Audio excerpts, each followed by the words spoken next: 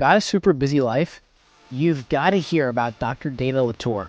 She's an emergency pediatric doctor with a super hectic schedule, yet she still manages to jet set around the globe. In today's chat, we're diving into how she juggles saving lives and chasing adventures. Tune in for some awesome travel stories, handy tips for traveling abroad, and her advice for all of us trying to make the most out of our jam-packed lives. Trust me, you don't want to skip this one. It's all about making space for adventure, no matter how packed your schedule is. Welcome, everybody, to the Revolutionizing Your Journey podcast. I am your host, DeAndre Coke. Today, I've got a great one for you. I've got a physician, Dana Lauture, who loves to travel, and super excited to have her on the show today. Remember, you can always watch the whole video of this online as well on YouTube, on our YouTube channel at Boldly Go World. But Dana, I'm super excited to have you on the show today. It's a pleasure. I actually have known Dana for, I think, 4 or 5 years now. We were connected in the financial advising world of mine. So for the new listeners, again, I own a wealth management practice. Dana was connected with me years ago, and we were talking shop about a lot of different things, and our conversation of travel kept coming up quite often. And I was like, you know what? You don't really hear about physicians that take the time to get away and travel, especially through their chaotic, busy schedule. And I was like, I've got to highlight someone like yourself. So Dana, welcome to the show today. Super excited to have you here. Thanks for having me. Absolutely. So Dana, let's give a moment for you to introduce yourself. What type of physician are you? What's your specialty? Just give us a little bit of your professional background, your journey, maybe how you got to the medical field, and then we're going to parlay all that into the travel conversation. Okay. Yeah, so I'm Dr. Dana Lauture. I'm a pediatric emergency medicine physician based in New York City. Always been interested in traveling. But in terms of my background, I did undergrad in DC, did medical school in Indiana. I did training in Virginia and in New York City, and I'm now in my first year attending. Awesome. So what do you think sparked your interest in travel? Was there something that you remember? Was it just the way that you grew up? Was it something that became a passion over time? What really sparked your interest initial in travel? Well, so I'm a first generation here in the United States. My parents are from Haiti. So I think my interest in travel started there. The first time I left the country I was a year old, and I went to Haiti for the first time with my father. And then since then, I've been going to Haiti, the Dominican Republic, all over the Caribbean. It wasn't until after college that I started venturing out a little bit more, traveling a little bit more outside of the Caribbean.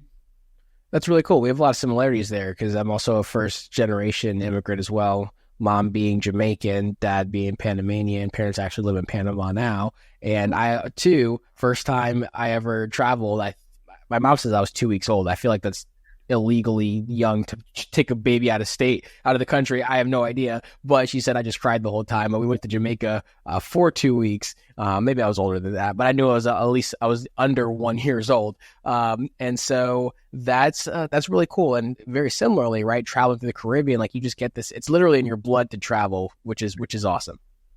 Right. So how have you managed to be able to travel while having such a demanding career? And while we talk, do you mind mentioning what your specialty is as far as what type of physician you are? Yes. So I did my residency in pediatrics, which is a 3-year long residency program.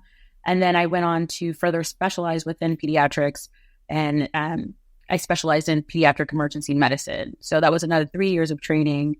So 6 years total after medical school. A lot of education there.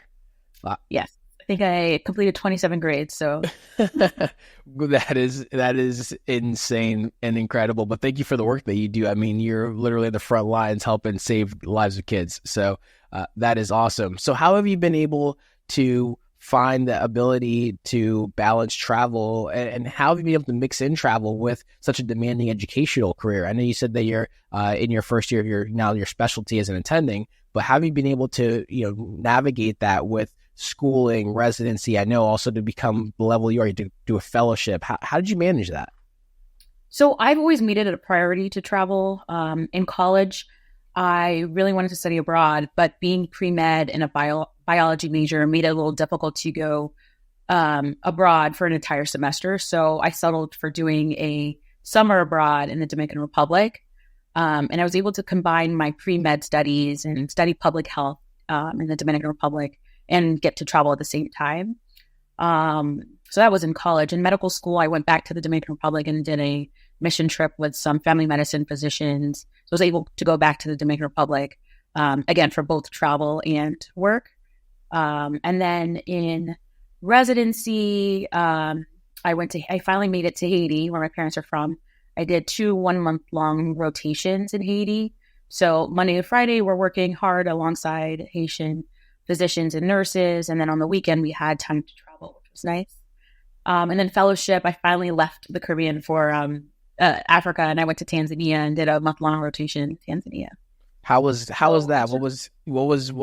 Tell us about Africa. Tell us about Tanzania. What was exciting about that? Because, a lot of the Caribbean although it's very different, can still feel the same or similar. How was that experience in Tanzania? What did you take away? What did you love? Would you go back again?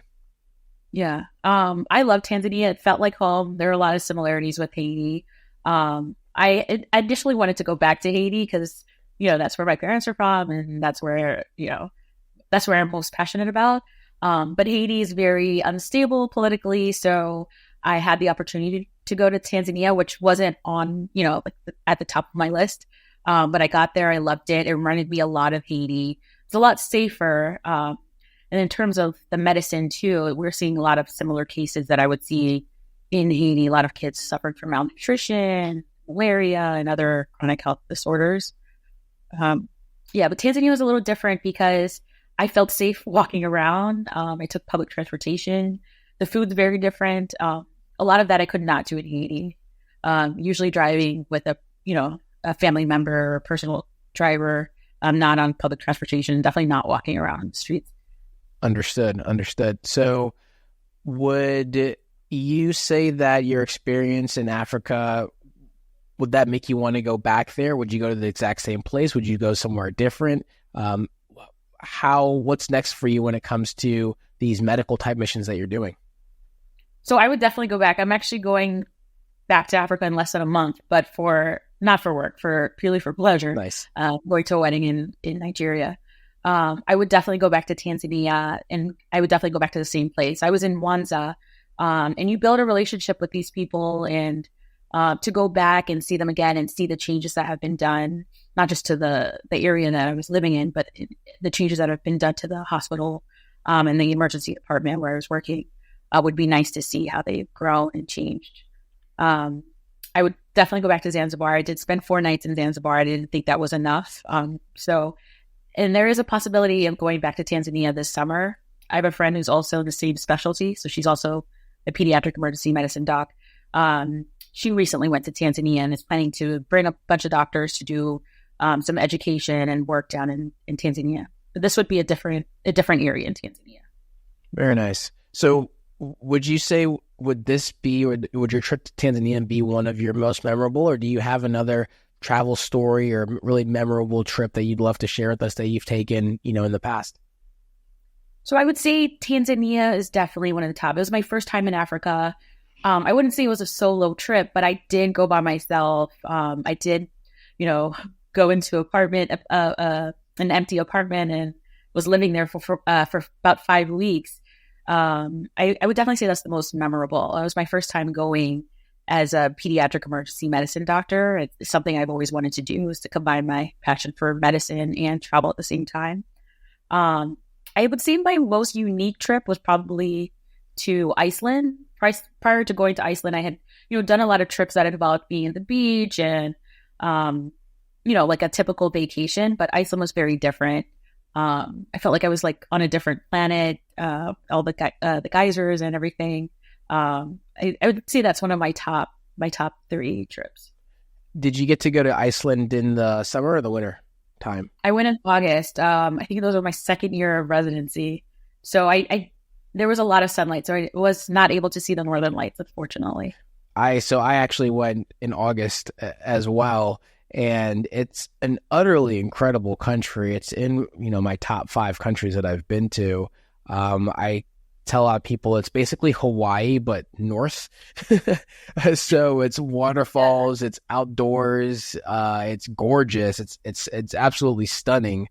Just colder. And in August as well, it's really weird, right? Because it's like the sun sets at 11:50 p.m., but then rises at 3:30 a.m. and it doesn't really get pitch black. It just gets this like really weird dim gray color. But Yeah. it's an incredible experience. I mean, visually stunning place. I mean, you see things there that you're just like, I can't believe I'm looking at this with my own eyes. Right. That's how I felt. The like 20 hours of daylight did help though, because we ended up renting a car, which I feel like you have to do in Iceland. And so with more daylight, it's easier to travel because I don't like to drive when it's dark, but you get to see more because the days seem longer. So we definitely took advantage of that. Yeah, that's what I absolutely want to do myself. Next time I go back is rent like a camper van and then just really go around the entire country / island. That is the country, and experience it. We instead, I base camped in Reykjavik, the capital essentially, for a few days, and then had a base camp in, I'm not even trying to pronounce the name of it, but more in the center of the country. And we did, excursions or hikes, I should say, back and forth from there. I think the real experience, like you said, is to be able to have your own vehicle, drive around, and ideally, if you can stay in your vehicle that you're in, that would make for a really incredible experience, because there's campsites everywhere you go, because the whole country is really outdoorsy. Right. And I wouldn't consider myself a very outdoorsy person, and I would still recommend it. Did you get to go to the Blue Lagoon? I did. So I also was like based in Reykjavik, but we rented a car and went like up to the eastern portion of the island. But we spent a whole day at the Blue Lagoon, and I feel like I've never relaxed that much in my life. Hey everyone, this is DeAndre Coke interrupting the episode real quick to let you know that if you want to travel in style and luxury, thanks to travel hacking, here's an amazing opportunity to learn how. I've partnered with Lux Travel Hacks to offer you a special discount on their in-depth online course. It busts common myths, teaches the basics, and even has advanced techniques that surprised even me. Imagine exploring ancient ruins in Italy, or sipping cocktails on a Polynesian beach, and traveling there in business or first class, all for less than you'd pay for economy. This limited time offer saves you 50%, and you even get bonus content that's not available to the public. You also get access to the private Lux Travel Hacks Facebook community, where you can grow even more in your travel expertise. Click the link in the show notes and use the code BOLDLYGO at checkout to take advantage of this huge opportunity. All right, now back to the show. So some travelers want to avoid the tourist experience, right? They want to avoid all the touristy spots, and Blue Lagoon is an extremely touristy spot. And for the listeners out there, if you ever just do a Google image search of Iceland, Blue Lagoon, or on Instagram, you're going to see, it's incredible hot springs that, like, the water is like this bluish white color that you can, like you said, spend all day. It's like spending all day in an outside spa.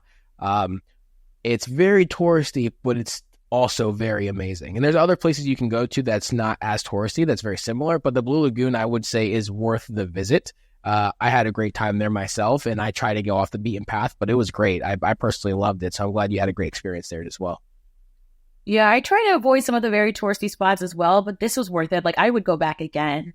I know people who who travel to Europe and will use Iceland as like a little break before they get, or a stop before they get to their final destination. And I would do that again. So I highly recommend it. And I also went to a couple other lagoons, some very small, or not lagoons, hot springs, some very small, like very natural. So I got a little bit of both. Awesome. So Dana, let me ask you this. How do you balance your professional schedule, your professional obligation with your aspirations of travel right now, right? So it sounds like for the most part, I think all the education is done. How do you work your busy schedule and still find time to, like you said, go back to Africa, do the different things that you want to do from a travel standpoint? So I wouldn't say I'm like very organized or a planner, but I do plan ahead. So as an attending, I get my schedule quarterly. So I will know my schedule for the next 3 months at a time. So I, decide where I'm going. I book the plane ticket and I book everything else afterwards. But I make it a priority, and I do have 5 to 6 weeks of vacation every year. But on top of that, I'm trying to travel even more through work. So my interest in global health will allow me to travel even more outside of like my personal vacation time.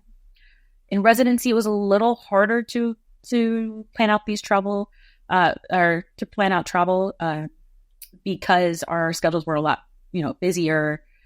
So as a resident and as a fellow, I would use my elective rotations or rotations that had a vacation week in it to plan ahead. And we had our schedules out for several months at a time. So I was able to schedule or book flights way ahead of time.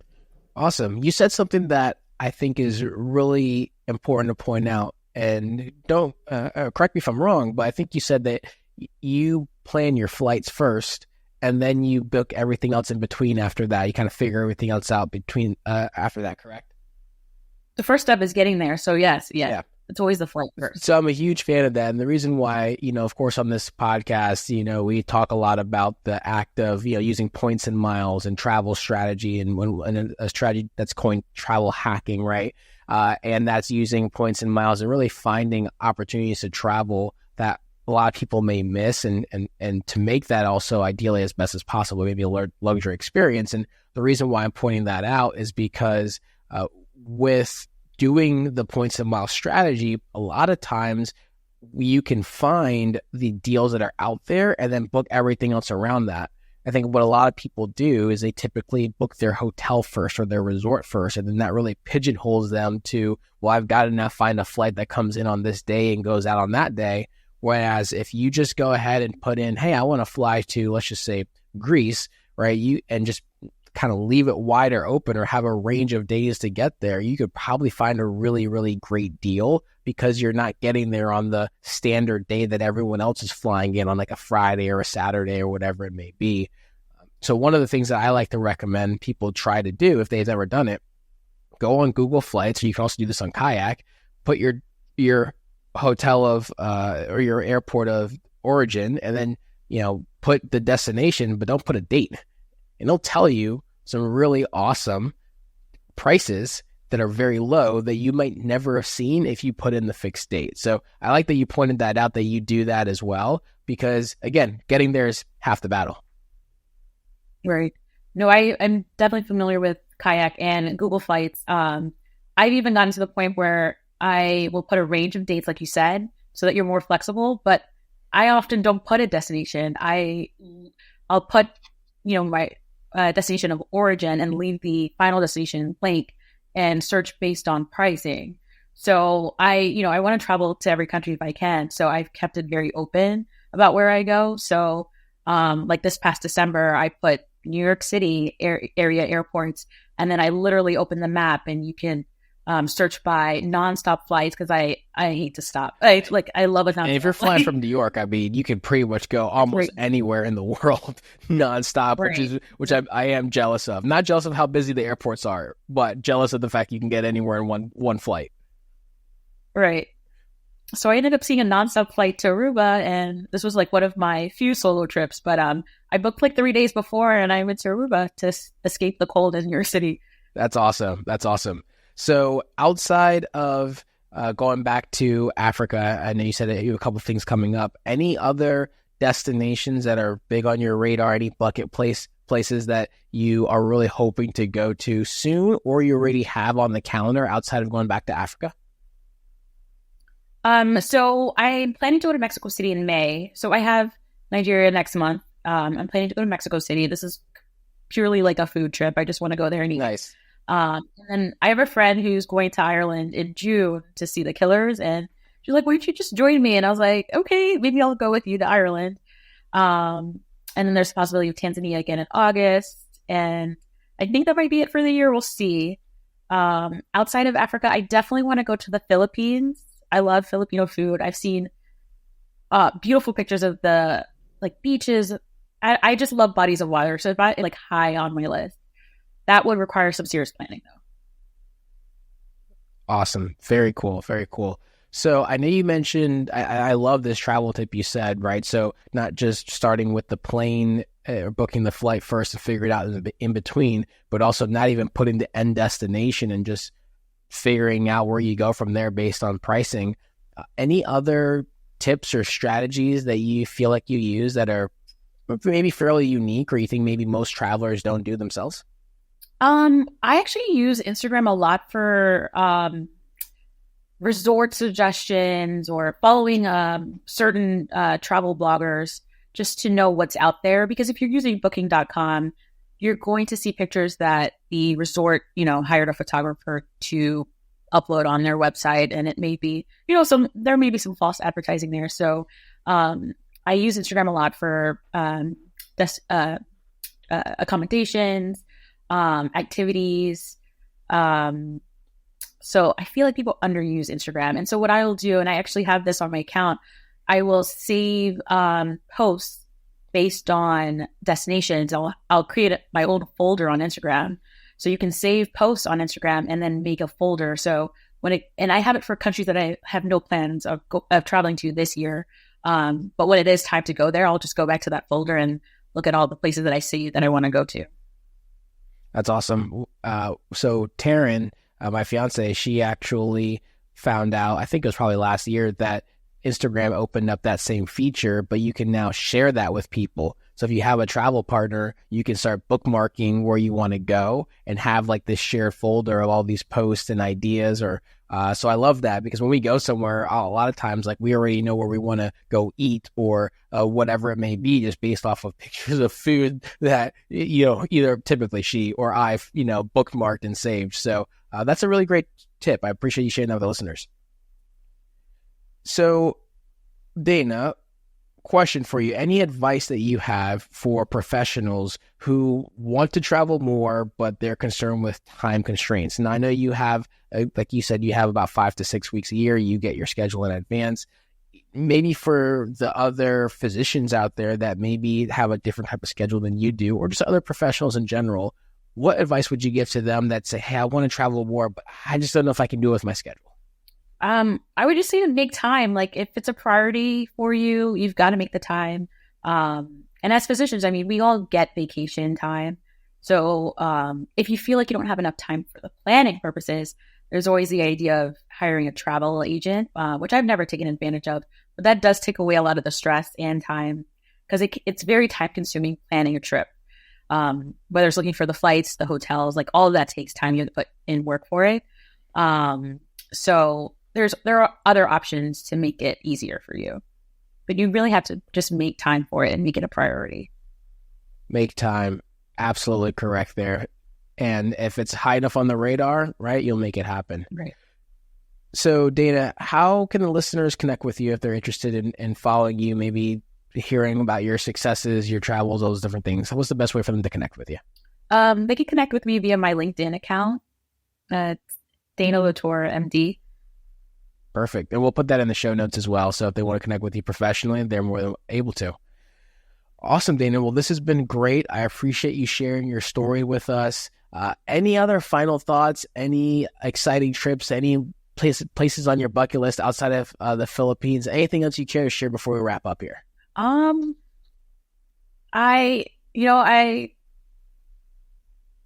feel like Namibia is like the top of my list right now, and I'm going to keep it at that. Maybe sometime next year. Awesome. Well, we're going to keep our fingers crossed that we're able to execute on a brilliant travel strategy. I know you said it's going to take some planning, and of course, planning is what's probably one of the more time-consuming things to do. So we're going to hope and keep our fingers crossed that we get to hear a great story about Namibia next year from you after you knock that one out the park. So appreciate your time today, Dana. Thank you so much. Thank you for sharing your story, your background, your passion, and some of the tips that you like to use as well. Thanks again for having me. You're very welcome. You're very welcome. And so for the listeners out there, remember, make the priority to travel, take time. It's not just going to happen. You got to get out and get after it yourself. And there's different ways that you can get to the destination you want to go. And you can follow Dana's advice and not even know what your destination is. Pick where you start, pick your home, and then say, hey, I want to spend no more than X amount of dollars on this trip.